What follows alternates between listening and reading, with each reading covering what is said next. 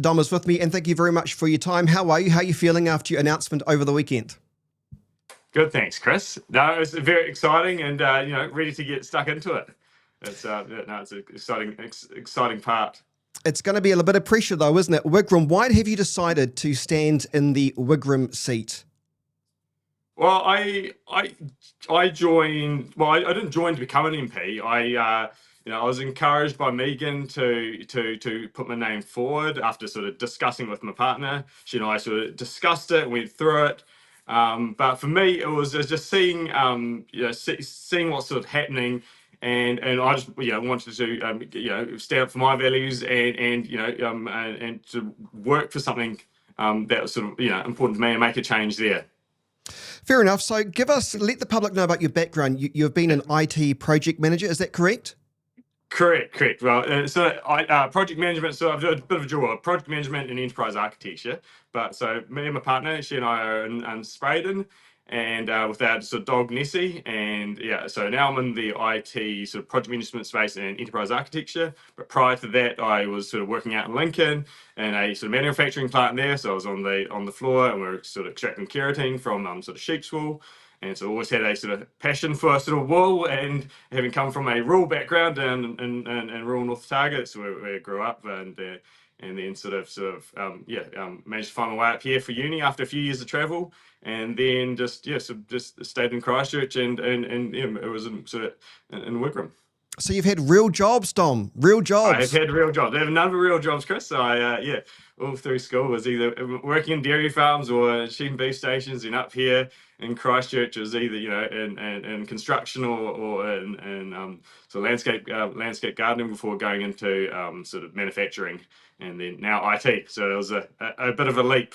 Having done a master's in international relations, there's not always a smooth transition there, but it was sort of always willing to put my hand up and give something a shot. Good on you. So in terms of trying to become the MP for Wigram, you've already been out canvassing and door knocking, I see on your Facebook page in Prebbleton.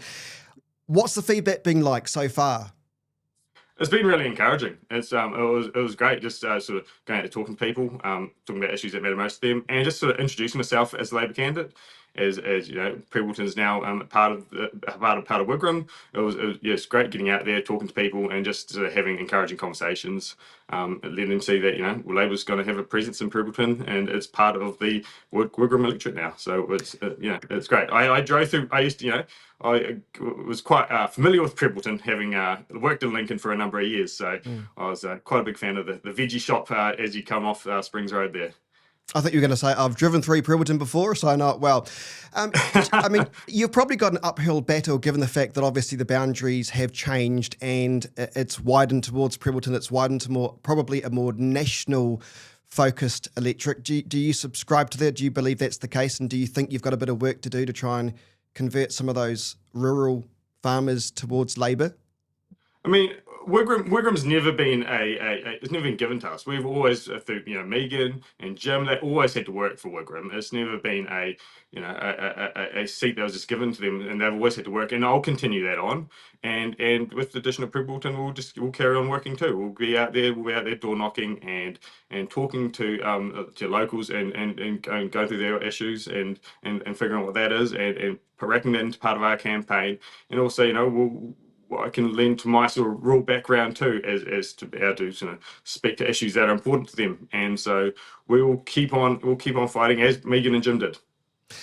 Has Megan given you any advice? No pressure. What's the best advice Megan's given you so far? It's probably the advice most candidates get, and it's the true and tested way of winning elections, and that's just getting out there and door knocking. It is just talking to people and going out there on the doorstep. Like that is for any candidate, that your most potent weapon is going out and talking to people. We did that as I was campaign manager in the local body elections for Rickett, Hornby and Horswell, and for all the candidates, the best means to win an election is talking to people and door knocking. You can do. You're right, and that's why stuff's great, but your most potent weapon is door knocking.